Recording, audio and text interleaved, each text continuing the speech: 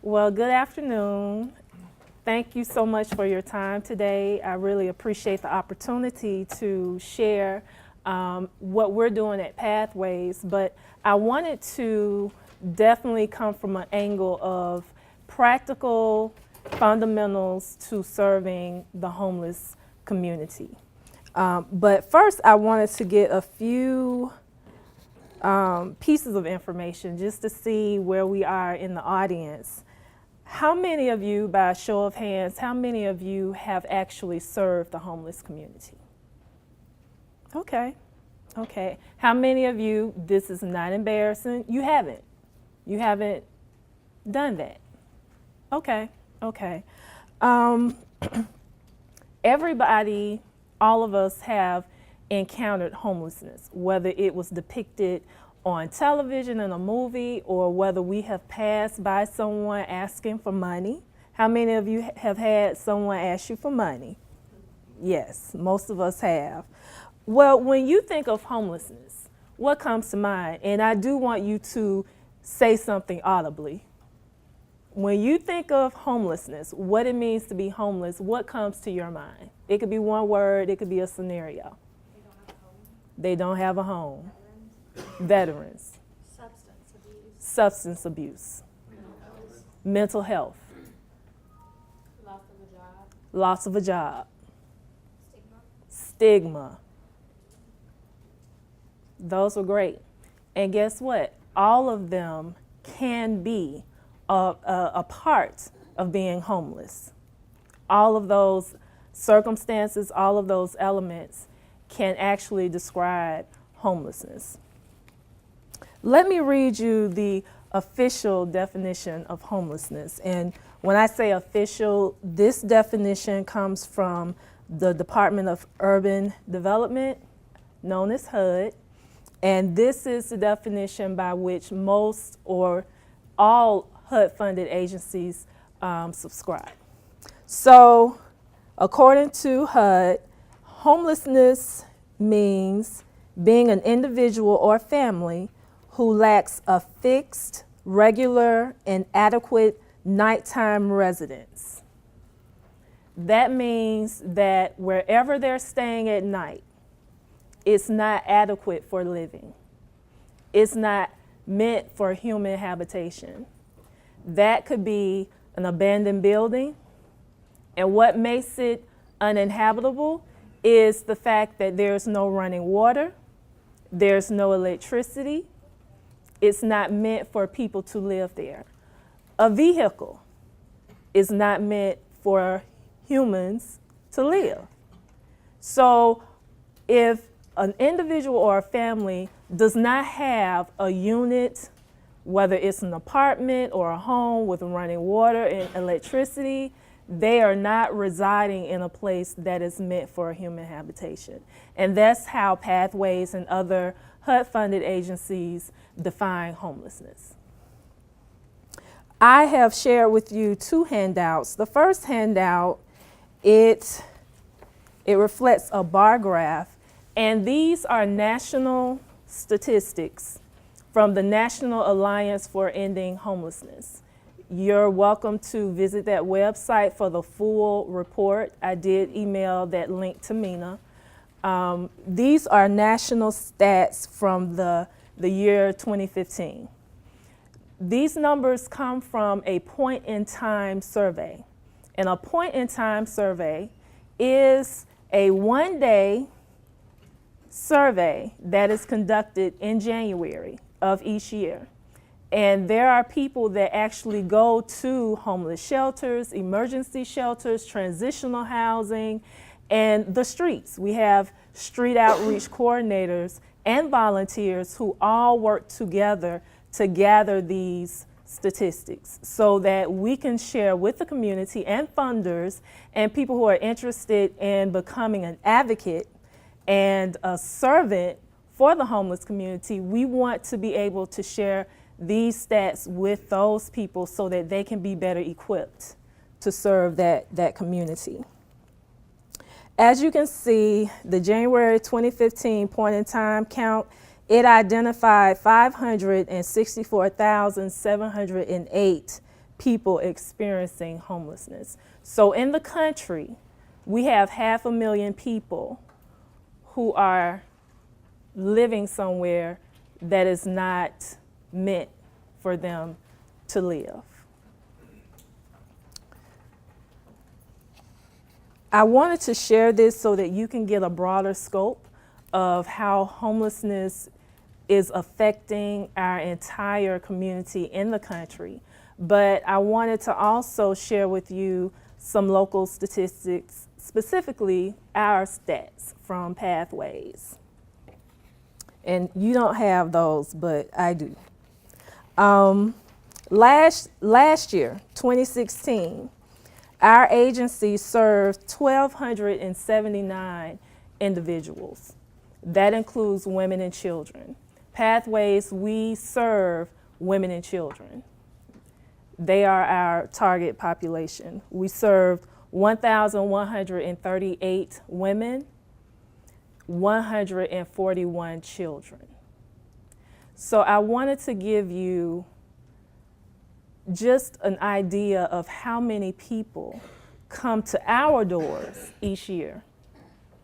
That is a big number, relatively speaking. A lot of women and children who are experiencing homelessness. So with that influx of people, and that's just one agency, we're only one agency. There's a network of agencies under one roof, and one roof is what you call a continuum of care. It is an umbrella agency through which HUD dollars are dispersed to all agencies who have requested support from the government. We're only one. We network. We are a network of agencies. We share referrals. We refer people to other agencies who specialize in what they need. So these numbers are reflective of what we see, but if you haven't worked in nonprofit environments with the homeless community, it can be a totally different experience than anything you've ever had when you're serving people. So I wanted to share some best practices for serving the women and children, or the men, or people with disabilities, or individuals with special needs. I wanted to share some best practices. But first, before we get into really the good part, I wanted to share our agency video with you just to give you a real life person who has gone through our program and has benefited from it. When I was real little, it was just me and my mom. I remember her dressing me up all the time. People always told me how pretty I was. I had a lot of dreams when I was in Miami. One of them was modeling. I was in The Greatest, Muhammad Ali's movie. I didn't have to worry about nothing. Trying to become an actress, I started to get into the drugs. The late 70s was my first time going to prison for prostitution. Oh my God. When I went to prison that last time, I made up my mind that I was not going back to Miami and that I was not going back in jail. So I put my finger on the map, and when I picked my finger up, it said Birmingham, Alabama.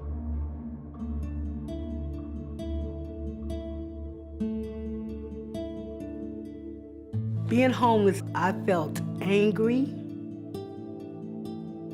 When I got to Pathways, I hated everybody, and I thought people thought they were better than me, especially the staff. Miss Maria came in, and I thought Miss Maria was the most beautifulest young professional woman I ever seen. And I just used to look at her all the time because she's just so everything I want to be. Pathways is really a refuge for women and their children. I honestly can't imagine what I would have done without Pathways. This is the only all-women's facility that operates the day center. 365 days a year, it's open. It serves that time during the day when the emergency shelters are closed.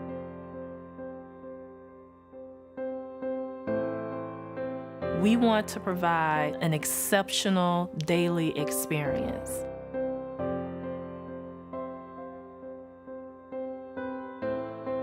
They're servants and they don't mind serving.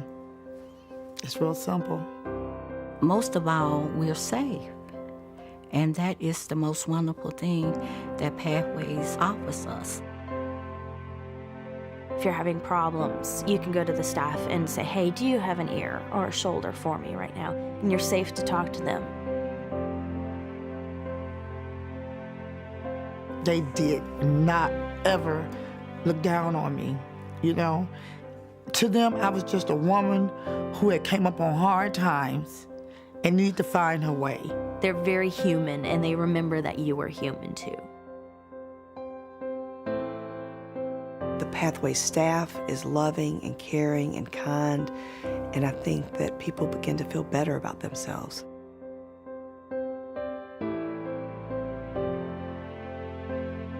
They also provide toiletries. They're gonna give you a towel, some soap, lotion, everything you need, and let you go take a shower.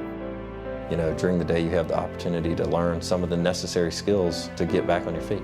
If they need help with computer skills, financial literacy, we have plenty of classes. I love going to the computer classes. I'm learning how to apply for a job online. I did not know how to budget, but being in this program, I got a savings and I have a checking account, and it actually has money in it, you know. The ladies here, they know that they're loved, that they're cared for, I love you, Miss Marie. and that we want them to be successful as they can be.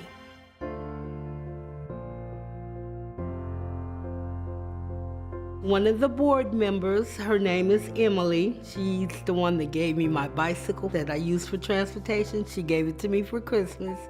It's a Swin, y'all. One day we was at her house and I said, I had heard about Habitat. So we looked it up and she took me to the meeting. She helped me fill out my application and send it off. And that's how it started. I got 3 bedrooms, 2 full baths. I just love it. You see it? It looks like a baby mansion up in here. We dedicate this house, O God, that this house may serve as a place for rest, shelter, and laughter. We dedicate this house, O God. God gave me this house. And I didn't have to have drugs or do prostitution to get it. You know, my life has changed. She's a constant reminder that life can get better. Life can get better. What I'm trying to do is to be a taxpayer and a homeowner and have a good job. And I still continue to go back to Pathways, and they still help me every step of the way. Hi, Miss Maria. I'm all right. Good to see you. Good to see you too. So how are you doing, your house and everything? Oh, the house is wonderful. Oh, but look at how much I messed up that beautiful job, and it was everything I needed. Yeah. Now I'm gonna have to work extra hard to get in a position to get me another one. It really broke my little heart, but it didn't send me in this other direction at all. That never crossed my mind. You know, I didn't have to give up. I could just ask for help because the help is there. There are employers that are willing to give you a chance. I see a possibility. There is a driver for an auto auction.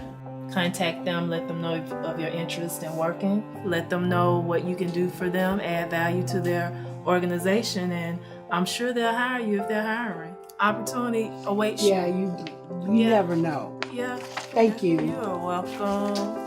Good to see you, Robin. I'm proud of you. Coming into this program, I mean, they really, really go overboard to make women whole.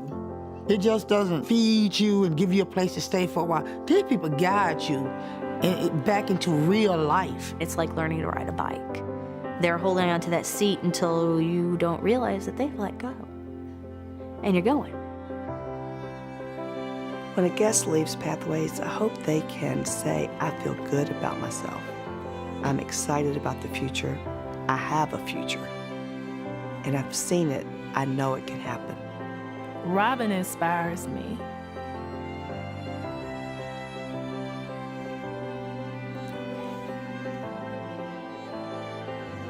When I think about the courage that it has taken for her to trust Pathways, to trust people that help her, I honestly don't know if I could be that resilient and that brave.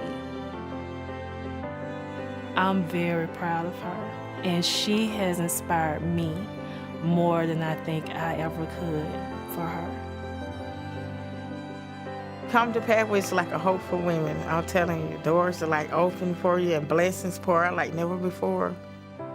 It's one of the most beautiful things in the world that is going on here, right here in Birmingham.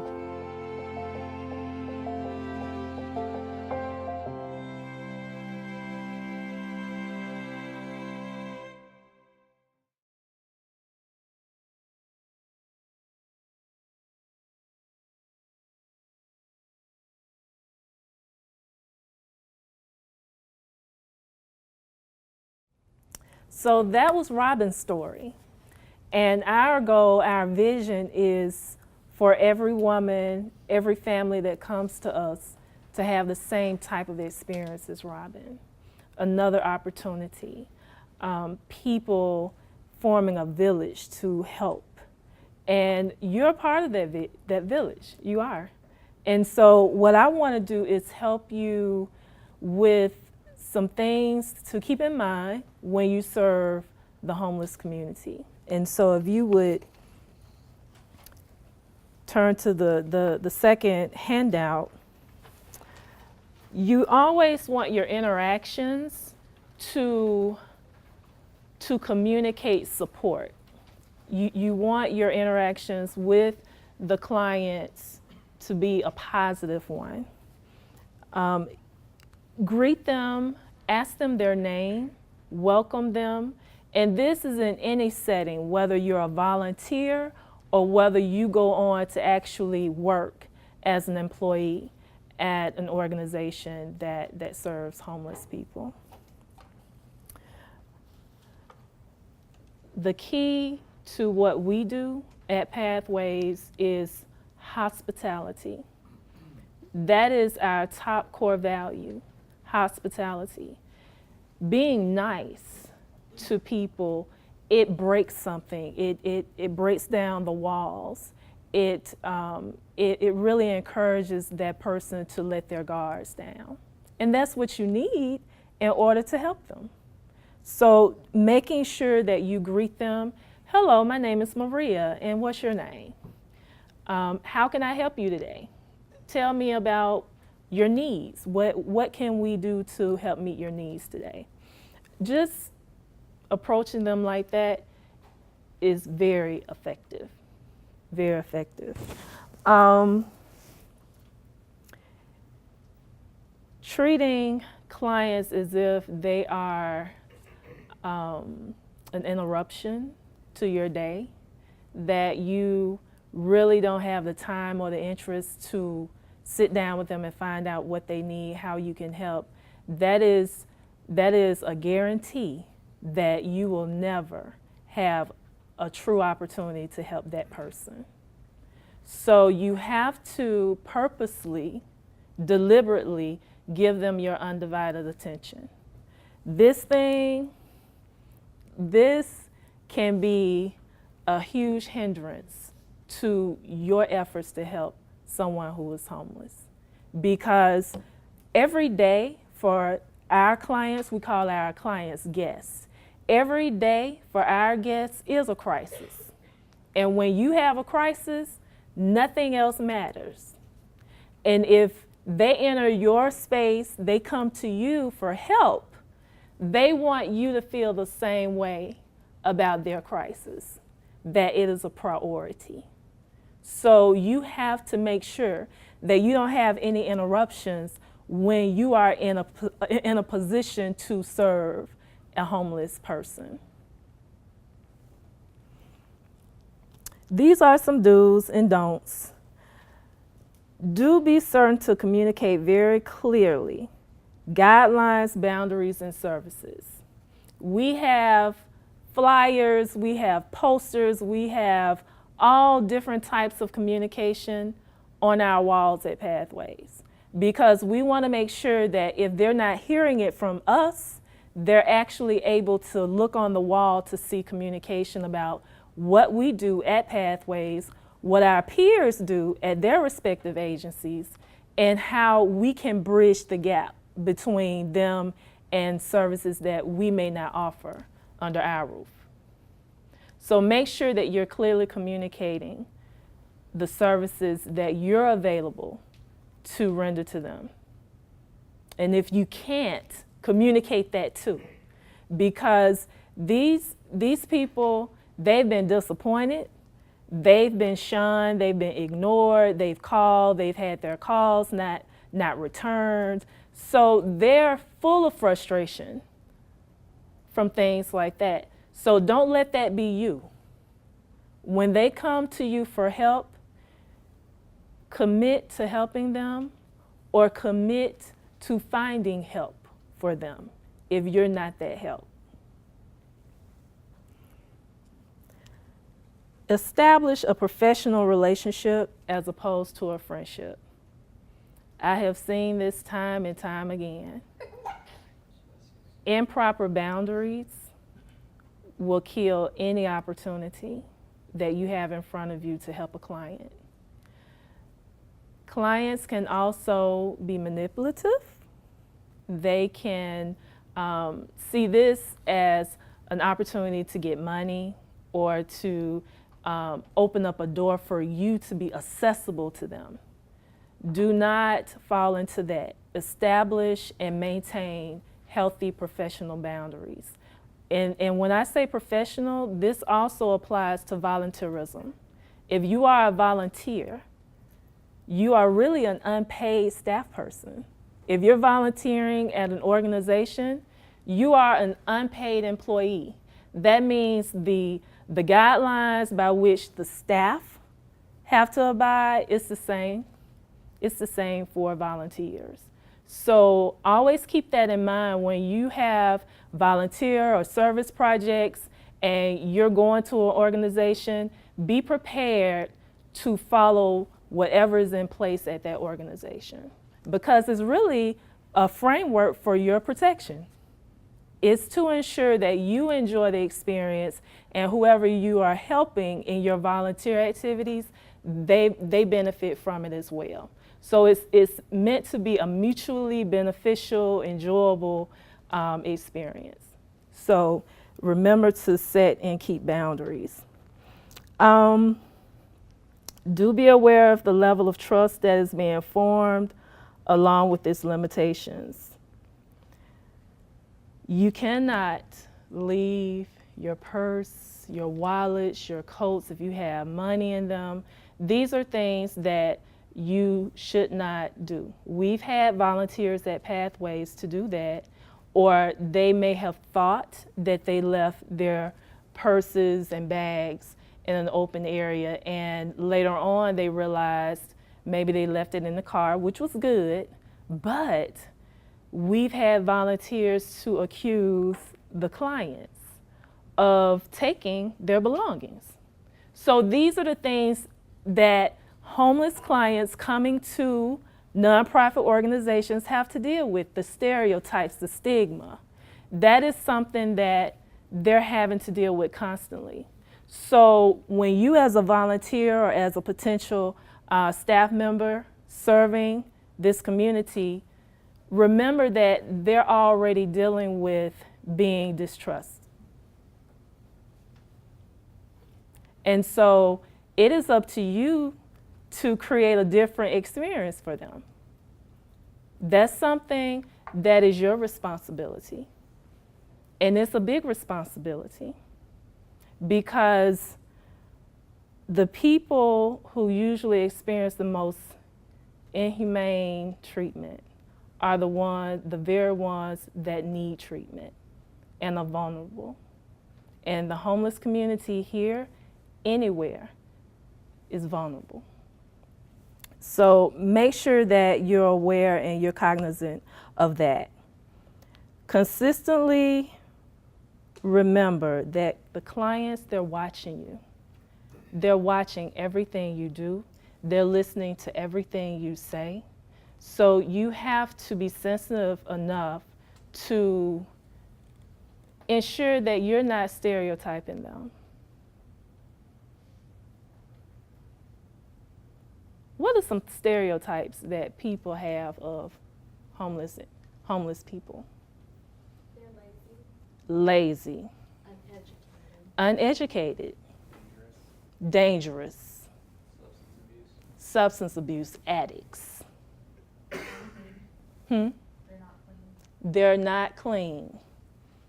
Maybe they look homeless, They look homeless. How do homeless people look? I'm glad you said that. How do homeless people look? Unkept? Huh? A lot of layers. That's true.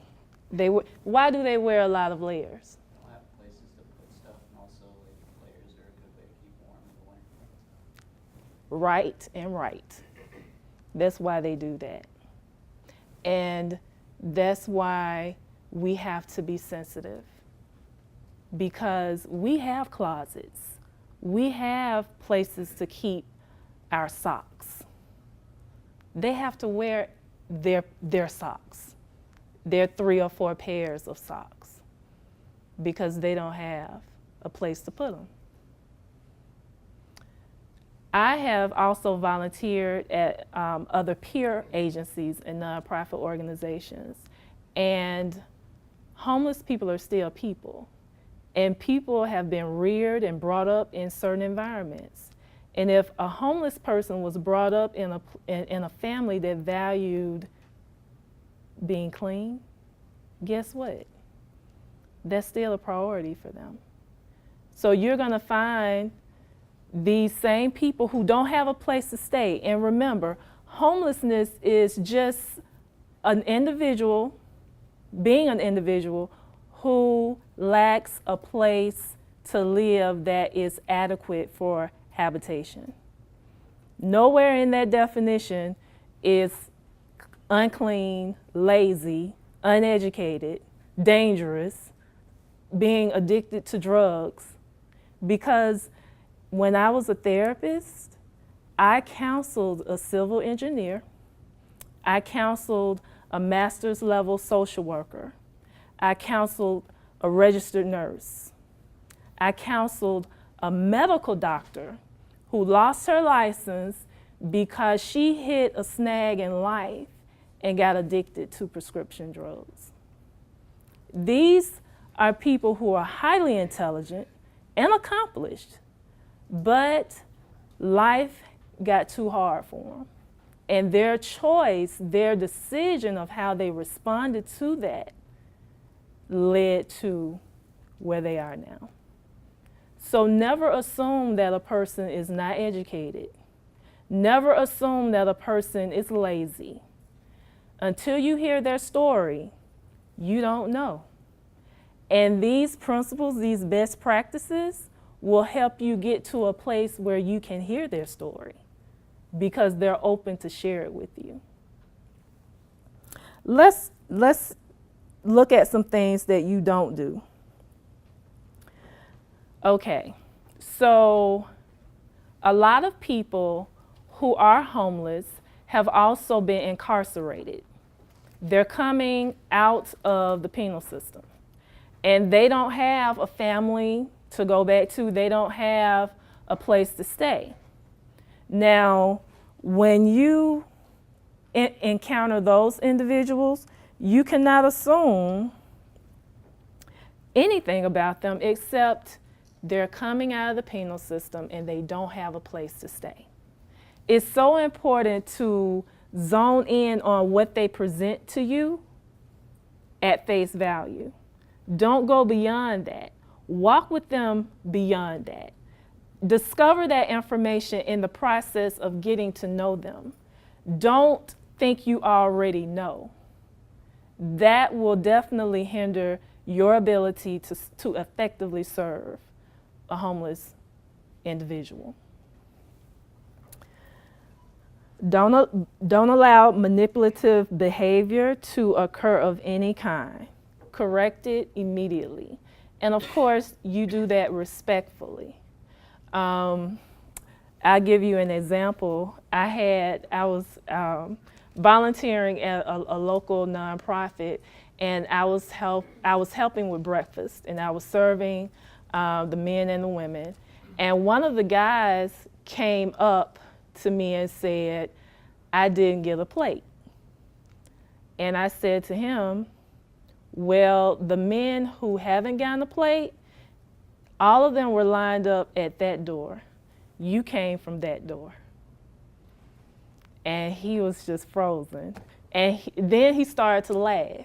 And then I started to laugh because we both knew that he was just trying to get another plate of food. So there are ways to make it humorous, but there's still that accountability, and you're capable of doing that. So remember, it's not a life sentence of being the scum of the earth if they try to get over on you. It's just a way that they've learned to get things that they want and need. So don't condemn them, but still hold them accountable for that kind of behavior. Don't be obvious about things that are meant to be discreet and confidential. For instance, if you run across a homeless individual that is dealing with lice, we know that that's not very fun to see, to be around.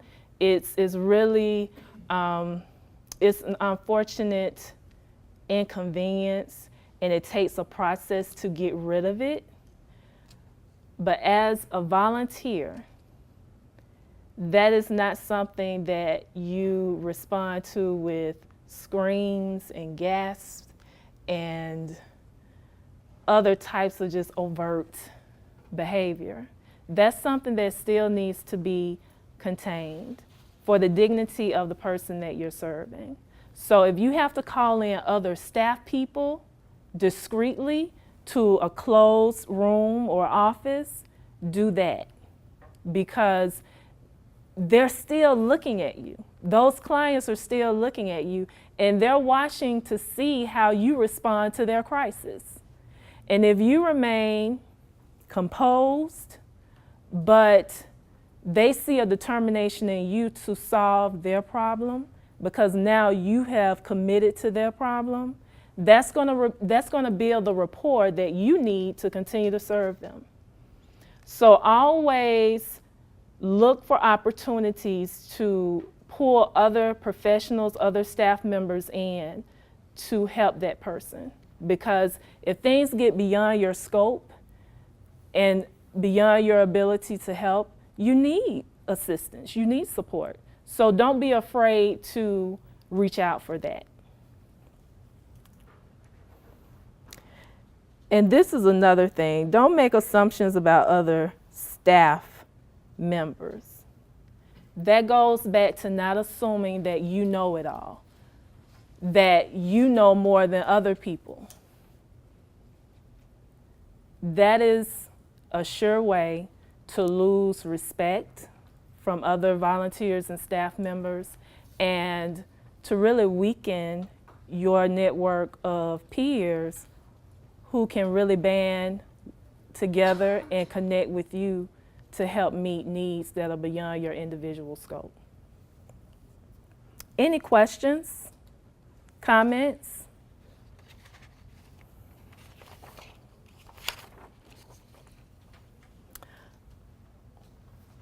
Okay, and I'm going back to, I think, what I heard over here about being dangerous.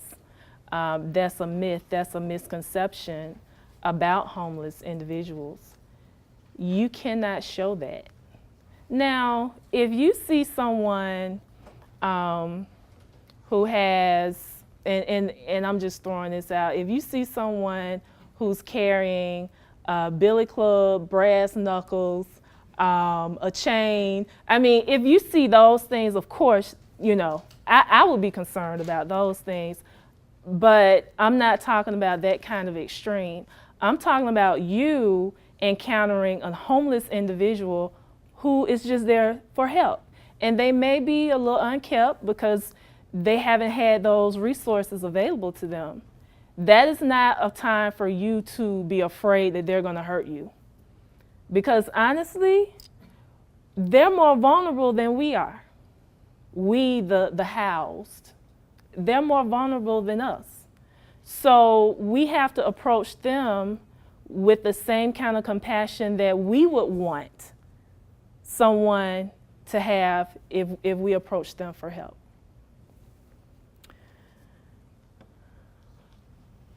And I'm going to share one last best practice.